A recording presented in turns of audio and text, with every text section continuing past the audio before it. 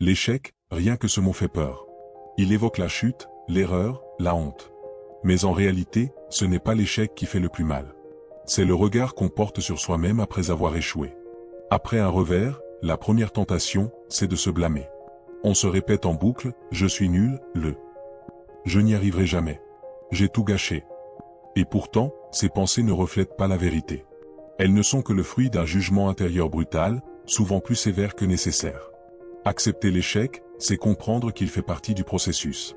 Personne n'y échappe. Pas même les plus grands. Steve Jobs a été viré de sa propre entreprise. Oprah Winfrey s'est fait renvoyer parce qu'on la jugeait inapte pour la télévision. J.K. Rowling a essuyé 12 refus d'éditeurs avant que Harry Potter voie le jour.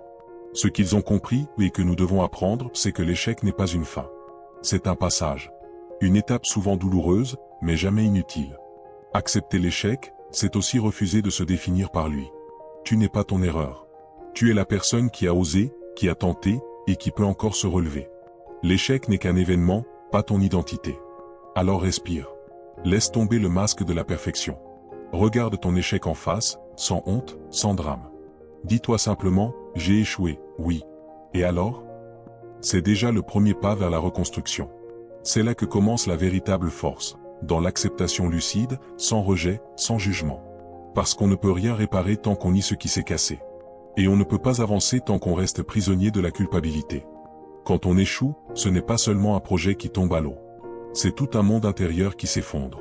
La déception, la colère, la honte, la peur du regard des autres, la peur de ne plus jamais y arriver. Et pourtant, dans une société qui nous pousse à rester fort ou à passer à autre chose, on oublie souvent l'essentiel, ressentir. On garde tout à l'intérieur. On sourit devant les autres. On prétend que ça ne nous touche pas. On essaie d'être mature, de tourner la page en vitesse.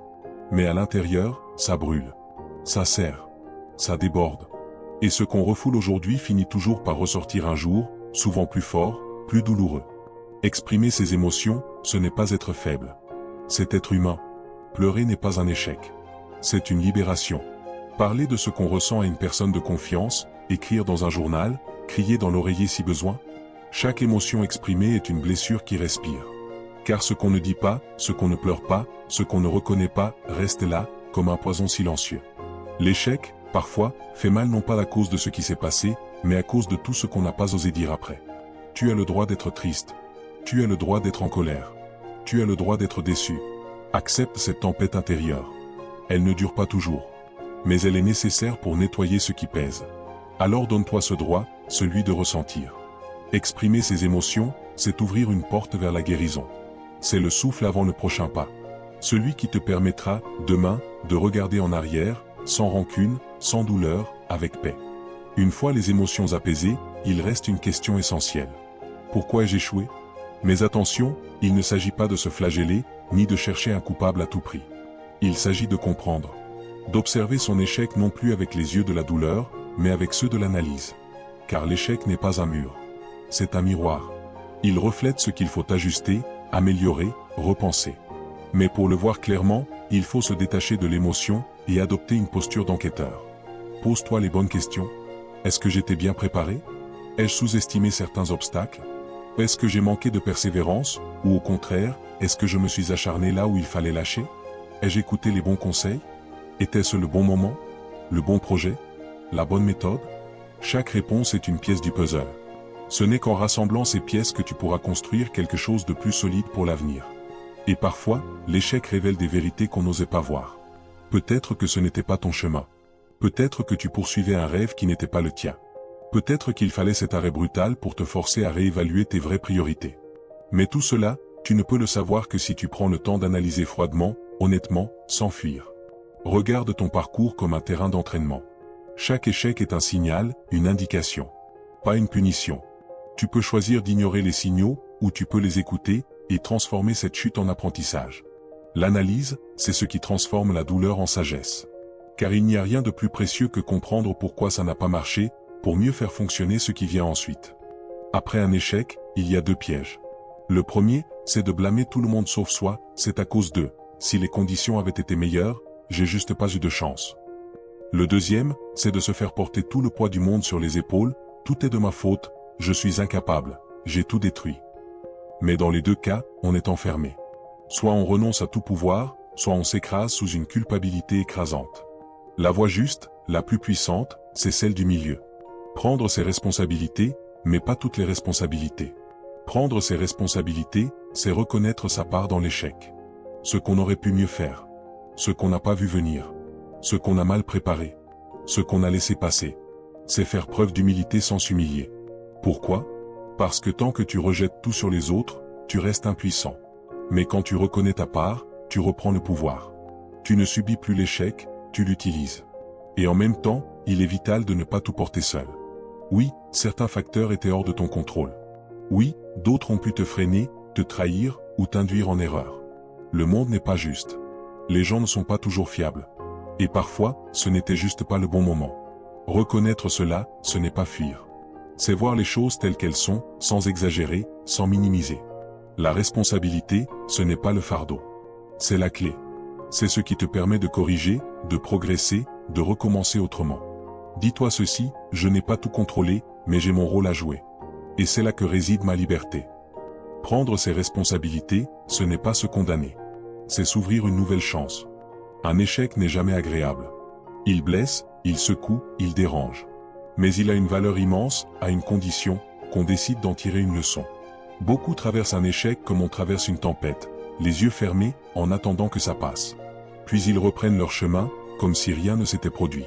Mais quand on ignore l'échec, on s'expose à le revivre. L'échec n'est pas fait pour être effacé. Il est fait pour enseigner. Chaque chute a quelque chose à dire. Une erreur de jugement. Une faiblesse qu'on n'avait pas vue. Un excès de confiance. Une mauvaise préparation. Ou même, une mauvaise direction. Mais pour apprendre, il faut être prêt à écouter l'échec, à le regarder en face comme un professeur sévère mais juste. Il ne flatte pas. Il ne fait pas de cadeaux. Mais il révèle. Souviens-toi, tu n'as rien vraiment perdu si tu en ressors avec un apprentissage. Un échec analysé devient une fondation. Un échec compris devient un guide. Un échec assumé devient une force. C'est ainsi que l'on grandit. Non pas en évitant les erreurs, mais en les transformant. Tu n'es pas là pour répéter les mêmes schémas, mais pour évoluer à chaque tentative. Demande-toi, honnêtement, qu'est-ce que cette expérience m'a appris sur moi? Qu'est-ce que je ferai différemment la prochaine fois? Qu'est-ce que je ne referai plus jamais? Qu'est-ce que je peux améliorer dès aujourd'hui? Et si tu trouves des réponses claires à ces questions, alors félicitations, tu n'as pas échoué. Tu as appris. Le vrai échec, ce n'est pas de tomber. Le vrai échec, c'est de tomber et de ne rien comprendre. Quand on échoue, on a tendance à l'oublier, on oublie tout ce qu'on a déjà traversé. On oublie les victoires, les efforts, les moments où l'on a tenu bon, où l'on a réussi. L'échec a ce pouvoir cruel, il efface la mémoire. Il te fait croire que tu n'as jamais été capable, que tu n'as jamais su faire. Il réduit ton histoire à une seule chute, comme si tout ton passé n'avait plus aucune valeur. Mais c'est faux. Tu as déjà surmonté des obstacles. Tu as déjà accompli des choses. Tu as peut-être oublié les efforts qu'il t'a fallu pour y arriver, mais ils étaient là. Réels. Concrets. Alors aujourd'hui, après l'échec, prends un moment pour te reconnecter à ce que tu as déjà réussi. Rappelle-toi cette fois où tu as douté, mais tu as persisté. Cette fois où tu étais à bout, mais tu n'as pas abandonné. Cette fois où tu as surmonté ce que tu pensais insurmontable. Tu l'as déjà fait. Et tu peux le refaire. Prends un carnet, ou ferme les yeux quelques instants, et revis ces instants où tu as été fort, courageux, résilient. Pas pour te flatter. Pas pour fuir la réalité. Mais pour rééquilibrer le regard que tu portes sur toi-même. Tu n'es pas défini par ta dernière erreur. Tu es défini par l'ensemble de ton parcours. Et ce parcours est bien plus riche que ce que ton échec te laisse croire. Même les petites victoires comptent. Une habitude que tu as tenue. Une peur que tu as affrontée. Une personne que tu as aidée. Tout cela est la preuve vivante que tu es plus capable que tu ne le penses. Et si tu doutes encore, pose-toi cette question simple. Si je n'étais pas fort, comment aurais-je traversé tout ce que j'ai déjà vécu? Ton échec actuel ne doit pas faire oublier ta trajectoire. Au contraire, il s'inscrit dans cette trajectoire. Et ce n'est pas une fin, c'est une pause. Une leçon. Un détour. Se rappeler ses réussites, c'est recharger sa confiance. C'est se souvenir qu'on a déjà eu des raisons de croire en soi. Et qu'on en aura encore. Tu n'as pas tout perdu. Tu es juste en train de te rappeler qui tu es vraiment. Il y a un moment, après un échec, où tout semble figé. Comme si le temps s'était arrêté. Comme si plus rien n'avait de sens. C'est une zone étrange, entre le passé qu'on regrette et l'avenir qu'on n'ose plus rêver. Mais rester dans cette immobilité, c'est comme rester dans une pièce sombre en refusant d'ouvrir les volets. Rien ne bougera, tant que toi, tu ne fais pas le premier pas. Et ce premier pas, c'est se fixer un nouvel objectif. Pas pour fuir ce qui s'est passé. Pas pour se rattraper dans la précipitation. Mais pour redonner une direction à ton énergie. L'échec t'a vidé? Alors donne-lui un sens en te tournant vers quelque chose de nouveau. Quelque chose qui te ressemble. Quelque chose qui te parle. Un rêve peut-être oublié. Un projet mis de côté. Une passion étouffée. Ou tout simplement un petit objectif modeste, mais clair, pour avancer jour après jour. Car l'objectif, même minuscule, agit comme une boussole. Il redonne du mouvement. Il remet la lumière là où tout semblait s'être éteint. Et peu importe si ce nouvel objectif n'est pas aussi grand que le précédent. L'important, ce n'est pas sa taille. C'est sa signification. Un objectif, même simple, peut rallumer une flamme. Peut-être veux-tu recommencer autrement. Peut-être veux-tu t'engager sur une autre voie. Ou peut-être veux-tu simplement réapprendre à croire en toi, un pas à la fois. L'échec n'est pas un point final. C'est une virgule. Et derrière, il y a encore une phrase à écrire. Mais cette phrase n'apparaîtra pas toute seule. C'est à toi de choisir le mot suivant. Fixe un objectif. Même petit. Même imparfait. Et donne-toi la permission de recommencer. Parce que chaque nouveau départ commence par un simple acte. Dire je veux, et avancer. Après un échec, le silence devient pesant. Et dans ce silence, des voix s'installent. Pas toujours les bonnes. Il y a celles qui murmurent, tu n'y arriveras plus. Celles qui répètent, tu n'étais pas fait pour ça. Et celles, plus sournoises encore, qui te disent, tu ne mérites pas mieux. Mais ces voix, souvent, ne sont pas les tiennes. Ce sont celles que tu as entendues ailleurs, dans les jugements, les critiques, les regards méprisants. Et si tu restes seul, elles prennent toute la place. C'est pour cela que s'entourer de personnes positives est vital. Pas des gens parfaits. Pas des gens qui te disent oui à tout. Mais des présences qui élèvent, pas qui écrasent. Des personnes qui, même si elles ne comprennent pas tout ce que tu ressens, savent t'écouter sans te juger. Des âmes qui ne t'enfoncent pas dans ce que tu as perdu, mais qui te rappellent ce que tu vaux. Car parfois, il suffit d'un mot, tu n'es pas seul. D'un regard sincère, je crois encore en toi. Pour que l'obscurité commence à reculer. Entoure-toi de ceux qui savent ce que signifie tomber. De ceux qui sont passés par là, qui ont connu leur propre lutte. Ceux-là ne se moquent pas de tes blessures. Ils les respectent. Ils comprennent ce qu'il faut pour se relever.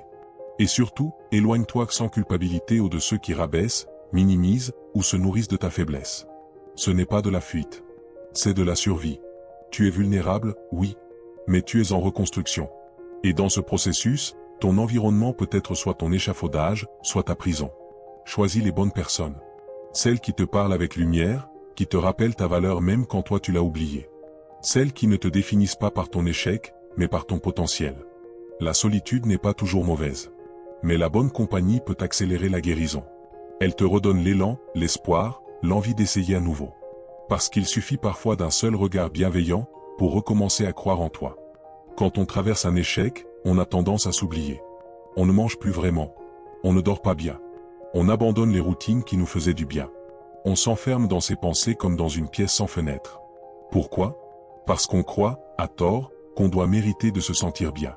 On se dit, je n'ai pas réussi, je ne mérite pas de me reposer. Je ne suis pas à la hauteur, je n'ai pas le droit de me faire du bien. Et pourtant, c'est justement maintenant que tu as besoin de douceur.